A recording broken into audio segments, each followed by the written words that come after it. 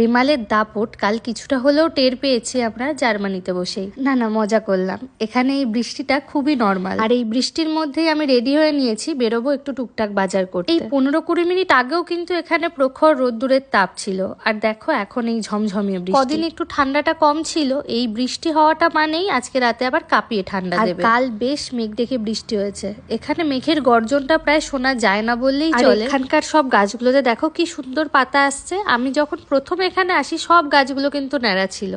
কাল প্রথমেই গিয়েছিলাম একটু পালমাইরাতে চিকেন আনতে, আর এখানে দেখলাম বেশ ভালো টাটকা ধনেপাতা বিক্রি হচ্ছিল। আর এই যে পাতাটা এখন দেখাচ্ছে এটা কিন্তু ধনেপাতা নয়, এটা পার্সলে পাতা। অনেকেই ধনেপাতা বলে ভুল করে, আমিও প্রথম দিন ধনেপাতা বলেই ভুল করেছিলাম। তারপরেই নিউ সেরোনা থেকে কিছু টুকটাক জিনিস নিয়ে বাড়ির উদ্দেশ্যে বাস ধরে নিয়েছিলাম। আর এই মে মাসটাতে অনেকগুলো কিন্তু হলিডে পাওয়া যায়। এরপরে আবার হলিডে বলতে সেই অক্টোবর মাসে। আর আমাদের বাস স্টপে চলে এসছে। দেখা হবে আবার নেক্সট ভিডিও।